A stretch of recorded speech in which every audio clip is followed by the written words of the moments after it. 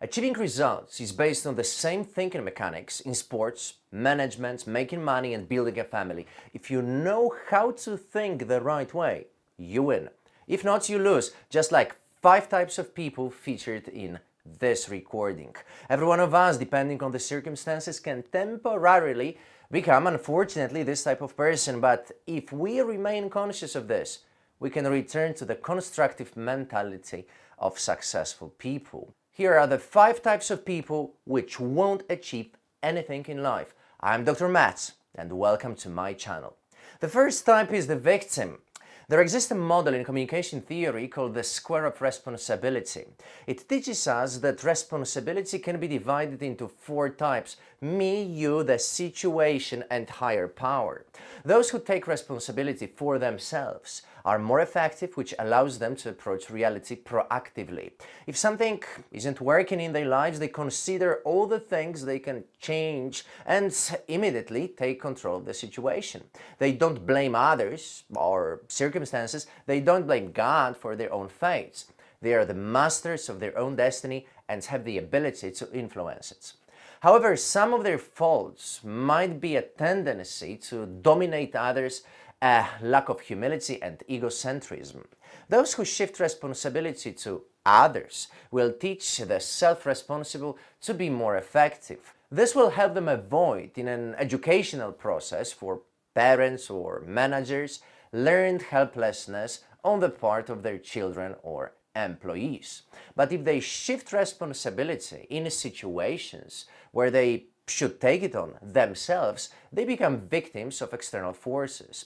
They lose effectiveness, they become subordinate to the actions of other people and start thinking reactively instead of creating a better future.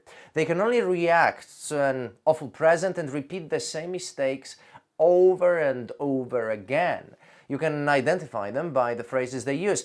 If only my husband would, then I could be happy. I'm not making enough money because my boss is greedy.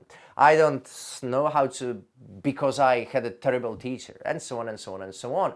Those who shift responsibility to the situation are typically very aware of their environment. They can foresee market trends in the business world. They notice the floor while driving. They have good spatial awareness while walking down the street. And when they are learning something, they take into account present developmental currents. They are adaptable because they understand how powerful environmental influences can be. But just like the second type of person, they can fall into the role of the victim and complain that, for example, car accident was caused by bad weather, not their poor driving skills, that they don't make enough money because of government policies, and so on.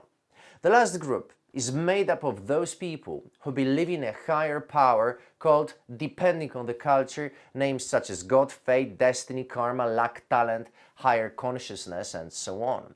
Their advantage is that they are humble and understand their own weaknesses and lack of absolute knowledge. Their fault, similar to previous examples, is their ability to shift responsibility to an element totally beyond their control. Someone like this will say, I can't speak a foreign language because I don't have a knack for it. Nobody knows what a knack actually means. And I'm not talented, instead of saying I didn't buy a single book to help me learn the language. I was unlucky, instead of I was being lazy and didn't make the effort to learn the necessary skills. There are many people in society who function under the dominant narrative of the victim.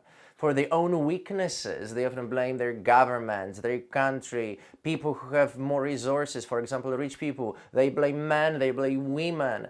Victims never achieve success because they never take action and blame others for their situations. From this point of view, it doesn't really matter whether the government of any given country actually supports its citizens well or not.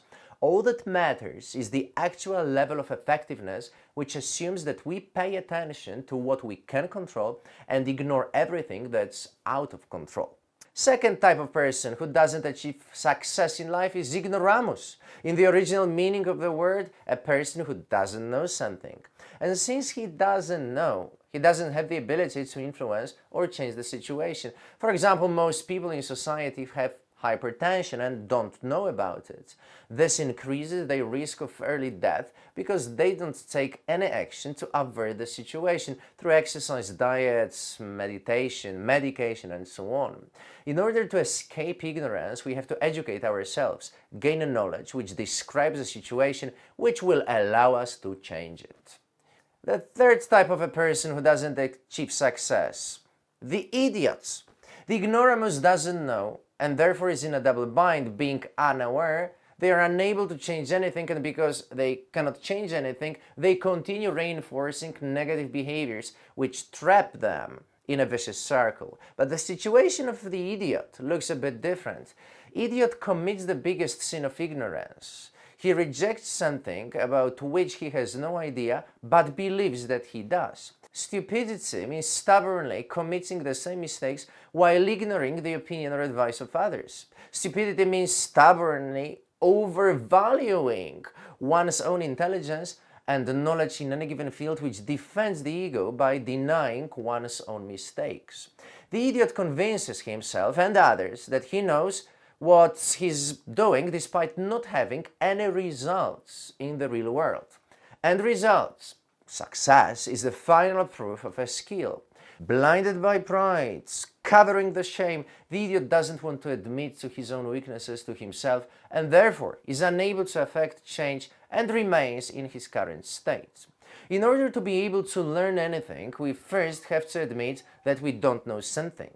This judgment should be based on facts. If someone doesn't have results in the real world, it means he doesn't know. Stupidity, however, isn't based on facts, but on ego, personal opinion about oneself. Such an opinion makes any kind of change impossible. That's why idiots never achieve anything. The sloth. Change hurts. Little changes hurt a little bit, big changes hurt a lot. Believing that life will be easy when you aspire to great things is naive and unrealistic. This is where an escape into laziness comes in. Laziness is a reactive defense mechanism. Nobody is lazy for the sake of pleasure, otherwise we would call this relaxation, but we do get lazy in order to escape reality. Doing nothing, then, is a reaction to fear of failure, emotional laziness, undefined goals, aspirational laziness, lack of deeper meaning in life, spiritual laziness, fear of intimacy, affectional laziness, and others. The sloth attempts to escape the negative aspects of life, shadows, through sleeping too long, playing computer games, overuse of the internet, drinking alcohol, boring work, stagnates, and superficial relationships. By running away from these shadows, he loses the ability to confront his own weaknesses. The fifth type of person who doesn't achieve too much, the common man. He represents the dominant social norm in any given society. If you're everyday John Smith, who makes as much money as the majority, communicates what the majority communicates, thinks like the majority, and chooses the same people to rule over him as the majority. He kills his own uniqueness by choosing conformity, by following the herd and trying to be like other people. In exchange for acceptance of those who are also pretending to be average, he can be sure that no one will give him any negative attention. But because of this, he kills his own potential, which is a spiritual suicide. Nobody writes newspaper articles about average people, nobody interviews them on television, nobody points a finger at them, nor do they become role models for others. Nobody gossips about them, nobody really likes them, but at the same time, nobody dislikes them. They are irrelevant to others, which is the opposite of being loved. Every system seeking to achieve and maintain equilibrium produces the average of its constituent elements. The average is then represented in statistical research, be it the average number of sexual encounters or the average national income or vacation spots. Using this system, a society convinces itself that mediocrity is good, which is a logical error. Mediocrity is simply average. Mediocrity means a C on your report card. For some it's a poor grade, for others joy for having passed the class. In life you can make enough money, get enough love, communicate well enough and get a job that's good enough. But you can also make those things excellence. Mediocrity isn't an appropriate reference point for ambitious people because you're not trying to be average, but to fulfill your potential. The amount of money others make has informative value, but it's not a reason to feel proud. There's no pride in making twice the average wage if you could be making 10 times that because of your potential. Uniqueness doesn't aim downward, but raises above mediocrity and creates new standards, because then average people can stop pretending to be average and stop working properly, developing themselves. No successful person has ever behaved like the majority. If you've ever spoken or heard the following phrases: "It's your fault," "I know what I'm doing," "I have a degree in this field," even though I don't have results, "scientific research," that's a bunch of nonsense. Everyone argues, so why bother changing it? Then you know that the victim, the ignoramus, the idiot, the sloth, and the common man have come together all at the same time. And this should trigger a warning signal in your mind, because you've just gotten into an inadequate state of mind.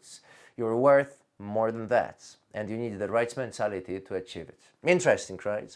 If this is the case, I can ask you to like this material if you find it useful, share it with others if you know someone who could benefit from it, subscribe to my channel, leave a comment, and visit my blog to get more information about mixed mental arts, the discipline that I use.